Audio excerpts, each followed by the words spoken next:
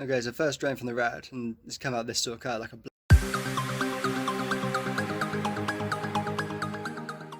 Hey everyone, and welcome back to another Subseas vlog. Now, we'll continue working on the car again, and today we're just going to be changing the coolant and drain oil lamp and some new pipe work on, and just getting all the gunk out really, and just getting some new stuff on there. Right, I've been doing some research. There's many different ways of doing this. All of them are right really. There's like, you can splice on the cables at the back and then put this bit in where it allows the water to flow, and you put a hose inside and you flow the water continuously around and do that. Or you can drain it all out and put a flush kit in the system and then top it out with water and then drain that out, do the same thing again until it gets nice and clean, and then put the nice clean coolant in there. So yeah, so let's just see how we get on. Okay, so the car's already up on the jack. We've got two axe stands underneath it, and as far as I know, that the drain point is over here. We've got this, not quite sure what this is for, but there's a bit of white just above there. That's the undo that, and it should all just drain out the radiator. And then we'll do the siphon the bit out of the overflow and get that out as well, and then put the stuff in and we'll see how we get on.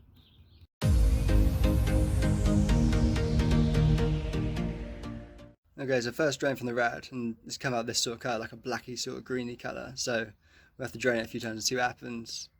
So just drain the rad and then drain the overflow and then put the stuff in, make it run around, drain it a few times and we'll see how we get on. Okay, so now we've got the system all drained, and that little pipe was like the old drain pipe. You just adjust the tap to increase or decrease the flow, and then you've got the expansion pack over here, and it's got a little bun underneath it, so you just undo the bun, so you have to take the expansion pack off to get the water out. Very well designed, these old Japanese cars, just keeps on coming and coming, just very well designed. Yeah, so now we're all drained.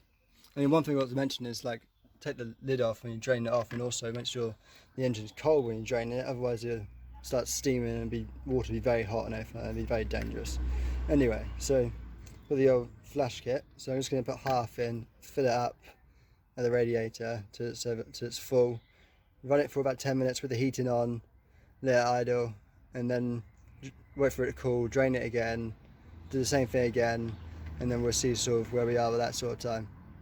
Okay, so we've done one time through now, so filled it out with half of this, fill the rest out with water, and then get out the temperature, turn the heating on, and let it all flow through the system and get it up to car temperature. Make sure to just keep an eye on it, just leave it running for about 10 minutes. Then we're just going to let the engine cool down, drain it, and just basically, yeah, just let it cool down and do the whole process again, just drain it out. The other half of this, fill it with water, let it flow again for 10 minutes, drain that, and then I can replace some of these bits and fill up with some brand new coolant, and then it'll be good to go.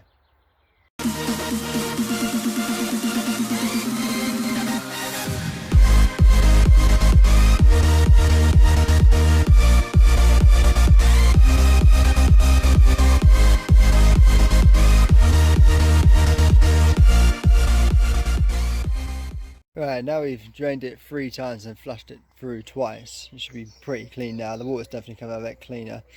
Well, it's often going to change these pipe work and get rid of some of the gunks in there and put some new stuff on.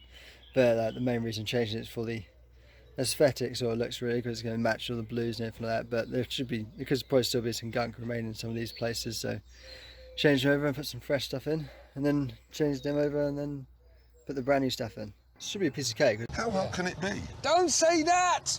That's the coolant pipes changed, and changed a couple of other pipes as well because it's just so easy. And it all came with the set. Yeah, so that's pretty much it for now. I mean the other thing as well, these coolant pipes are like silicone based as well, so they're much stronger and should be able to survive under some more heat. And the other pipes are just so old actually. The hoses are probably about 24 years old, so they could be just a bit depreciated and a bit worn through. So you get some fresh hoses on there, and then there could be no leaks or anything like that in the future, so that's all good. Okay, so we just got this coolant here, For Life coolant. It's the one on the forum that the guys are all recommending. Just checked in the bottle, actually, it says do not add water. I checked on the website, and they say it's already got the water in it, so it's already diluted to the same, to the right levels. But it's a bit of a performance sort of classic sort of recommended coolant rather. And it sort of like boils up to a certain degree, and then also goes down the way down to minus 43 degrees, which is great. But yeah, I thought I'd just like share that quickly, so make sure you don't add water to it. It's already been done. So yeah, just fill up the radiator and make sure it's all nice and full, and then just leave it and run it a few times and make sure all the air's all out of it, and then anything that's sort of over goes into the overflow tank. And then once you've done it a couple of times, then fill up the overflow tank to the right thing, measurements on the side, fill this up, and we're basically there. Anyway, thanks for watching. I don't know what other videos I'm going to be doing on the car. If you've got any other suggestions, that stuff you want to know about or want to see next, let me know in the comments. But yeah, thanks for watching. Don't forget to subscribe to my channel and like the video. See you next time.